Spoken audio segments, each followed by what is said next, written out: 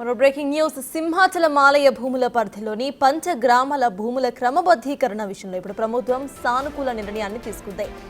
ఆక్రమణలకు గురైన ఆలయ భూములకు ప్రత్యామ్నాయంగా 5,300 కోట్లు విలువ చేసే భూములను ఇతర చోట్ల దేవస్థానానికి కేటాయించేందుకు ముఖ్యమంత్రి ఆమోదం తెలిపారు.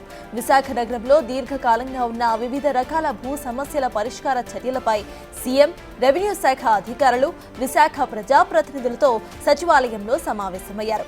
పంచగ్రామాల్లోని 12,149 ఇళ్లను క్రమబద్ధీకరించాలని ప్రభుత్వం నిర్ణయించిందని, ఇక్కడ భూములకు ప్రత్యామ్నాయంగా 610 ఎకరాల ప్రభుత్వ భూమిని సింహాచలం దేవస్థానానికి ఇచ్చేందుకు సీఎం ఆమోదం తెలిపారు. దీనికి దేవస్థానం ధర్మకర్త పూసపాటి అశోక్ గజపతిరాజు కూడా అంగీకరించారు. క్రమబద్ధీకరణ అంశంపై గతంలో ప్రభుత్వం జారీ చేసిన జీవోపై పలువురు కోర్టుకెళ్లారు. అయితే ప్రభుత్వం తాజా నిర్ణయాన్ని ఇటు కోర్టుకు తెలియజేస్తామని మంత్రి సత్యప్రసాద్ తెలిపారు.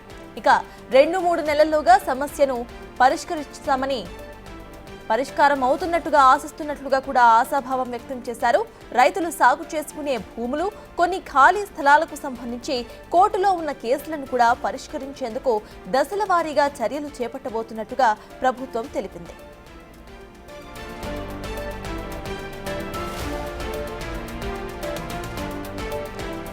మరిన్ని డీటెయిల్స్ ను మా ప్రతినిధి నాయుడు అందిస్తారు. పంచభూగ్రామాల సమస్య అంటే ఎవరికి తెలియనిది ఉండదు. ఎందుకంటే ఇది విశాఖ సింహాచల దేవస్థానం సంబంధించిన ఇక్కడ నివాసం ఉంటున్న ప్రజల సమస్య ఇది. ఎందుకంటే పూర్తిగా ఎన్నో ప్రభుత్వాలు మారాయి, ఈ సమస్య మాత్రం ఇప్పటికే సమస్యలాగే ఉండిపోయింది. కూటమి ప్రభుత్వం కొత్తగా అధికారంలోకి రావడంతో పూర్తిగా ఈరోజు క్యాబినెట్ సమావేశంలో పూర్తిగా ఈ సమస్య పరిష్కారం చేస్తామని మంత్రి గారు అలాగే టీడీపీ నేతలు కూడా చెప్పడంతో పూర్తిగా దీనిపై ఏం చెప్తారో ప్రస్తుతం మొత్తం టీడీపీ నేతలు బాధితులు ఉన్నారు. సార్ చెప్పండి, ఏ విధంగా చూడొచ్చు సార్? నమస్తే అండి. పంచగ్రామాల సమస్య అనేది వేల సంవత్సరాలు బట్టి ఇక్కడ గత 30 సంవత్సరాలు బట్టి పంచగ్రామాల సమస్య అలా నాటుతుందండి.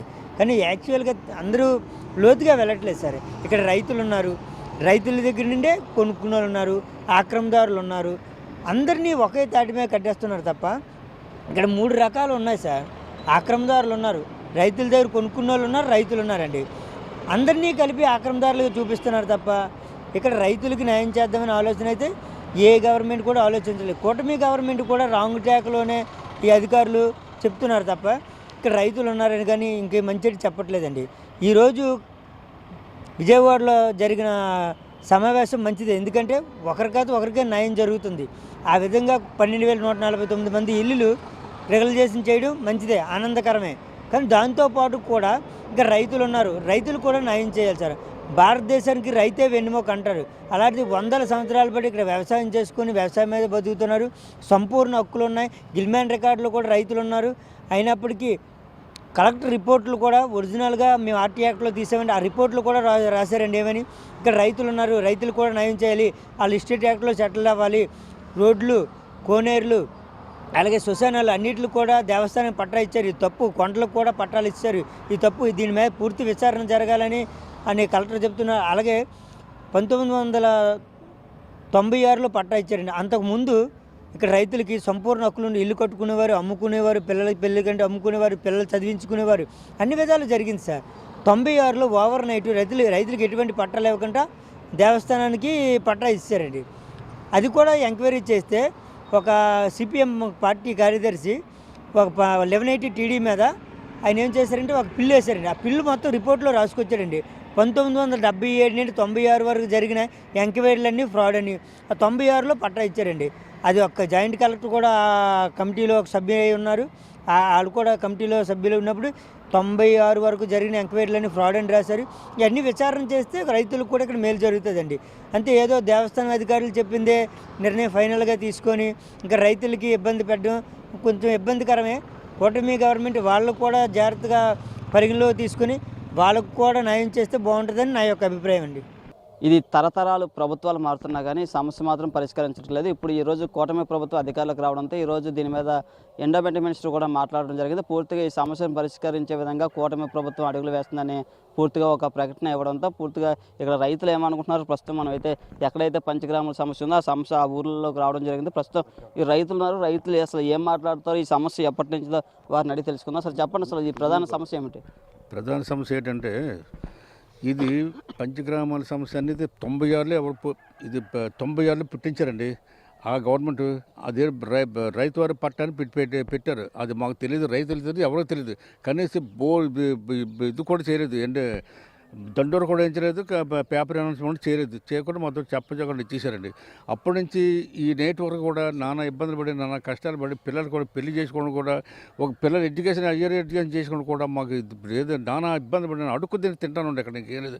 అంతేగాని మళ్ళీ ఇదేంటంటే మాకు మా తరతరం చూస్తాం 500-600 సంవత్సరాలు బట్టి ఎక్కడ ఉన్నాం. మా ఎంకునేడు తాతగారని ఉండారండి, మా స్వయంగా మా తాత. ఆయన సంపాదించిన భూములండి ఇవన్నీ మేము తీసుకొచ్చి మేము సంపాదించిన భూములు ఇదేమి ఆక్రమించిన భూములని ఎవడో పెట్టి ఆక్రమించిన భూములు వదిలేశారండి. వాళ్ళేమో రెగ్యులర్ చేయడం వాళ్ళు పెట్టారు. మేము తరతరం మేము ఆక్రమించడాల కంటే పెట్టి నానా హంగమ చేస్తారండి, నానా ఏదో పనులు చేస్తారండి. మరి ఈ తహసీల్దార్ చాలా తహసీల్దార్లు వచ్చారు. ఆడు ఒక రావడం, ఒక్కొక్క పెట్టడం, ఒక్కొక్క ఆర్డర్ ఇవ్వడం, దానివల్ల మేము రైతులు మనం చాలా ఇబ్బంది పడిపోతాం సార్. ఇక్కడ పంచం అడివరం ప్రస్తుతం ఇంపార్టెంట్ అడివరం బిజినెస్ పనులు చాలా ఇబ్బంది పడుతున్నాం. అంటే శివరాపల్లి, వేపకుంట ఇవన్నీ మాకు అన్నం వెంకటాపురం అలా ఎలా పడతారో మాకు తెలియదండి.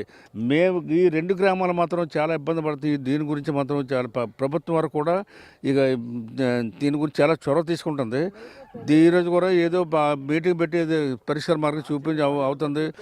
అందుచేత మాకు వేగంగా దీన్ని ఎంత త్వరగా దీన్ని పరిష్కార మార్గం చూపిస్తే ఈ రైతులు ఎంతో సుఖపడతామండి. మరి ఇంకేం లేదు. సెటిల్మెంట్ జరగాలంటే ముందు 96 పట్టా రద్దు చేయాలి సార్. రద్దు చేసి వాళ్ళకి మాకు ఇచ్చిమంటలే. మా దగ్గర ఉన్న ఎవిడెన్స్, వాళ్ళ దగ్గర ఉన్న ఎవిడెన్స్ చెక్ చేసి ఎంక్వైరీ చేసి 5 గ్రామాల్లోనే ఎవరి దగ్గర ఎవిడెన్స్ ఉన్నాయి వాళ్ళకి ఇచ్చిమనండి పట్టా. మేము కూడా ఖాళీ చేస్తాం. వాళ్ళని నిజంగా ప్రూవ్ చేసుకుంటే మేము ఖాళీ చేస్తాం ల్యాండ్స్. మరి నిజంగా ఈ దేవుడి భూములు అంటున్నారు కదా, మరి 275 చుట్టూ కొండ చుట్టూ గోడ కట్టుకున్నారు దేవస్థానం వాళ్ళు. మరి మా భూములు ఇవన్నీ ఎందుకు ఎంక్వైరీ తీసుకోలేకపోతున్నారు? గోడ కట్టి ఎందుకు తీసుకోలేకపోతున్నారు? ఆలమైనప్పుడు వాళ్ళకి ఏం రైట్ ఉంది?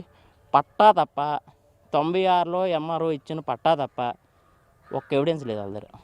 అదే ఇక్కడ ఉన్న రైతులు అయితే చెప్తున్నారు, పూర్తిగా అయితే ఇక్కడ పంచగ్రామాలు అనే సమస్య అనే చెప్తున్నారు. కానీ ఇక్కడ కనీసం ఇప్పుడు ఈరోజు ఇచ్చిన కూటమి ప్రభుత్వం ఏదైతే ఇందాక ఎండోమెంట్స్ మినిస్టర్ చెప్పిన ప్రకటన ప్రకారం అయితే న్యాయంలో పూర్తిగా అయితే ఏమాత్రం జరగదు. ఎందుకంటే ఏదో 12,000 ఇల్లులు అంటున్నారు, కానీ పూర్తిగా ఇక్కడ సుమారుగా ఈ 5 గ్రామాల్లో సంబంధించిన 5,000 పైగా ఇల్లులు ఉంటాయి. అలాగే రైతులకు సంబంధించిన న్యాయం కూడా పూర్తిగా వెళ్ళలేదు. ఎందుకంటే తరతరాలు ఇక్కడ మారిపోతున్నాయి, కానీ మా సమస్య అలాగే ఉండిపోతుంది. ఎగ్జాంపుల్గా మన పక్కన ఉన్న ఒక అబ్బాయి అయితే చెప్పాడు, పూర్తిగా 7th జనరేషన్ వరకు ఈ సమస్య ఇంకా వెళ్తుందంటే ఇది ఏ స్థాయిలో ఉందో చూడొచ్చు. ఇప్పటికైనా ప్రభుత్వం స్పందించి పూర్తిగా శాశ్వతంగా ఈ సమస్యను పూర్తి స్థాయిలో పరిష్కరించాలని అయితే వీళ్ళు డిమాండ్ చేస్తున్నారు. ఇది కూడా పరిస్థితి. Camera person Ramurthy Naidu.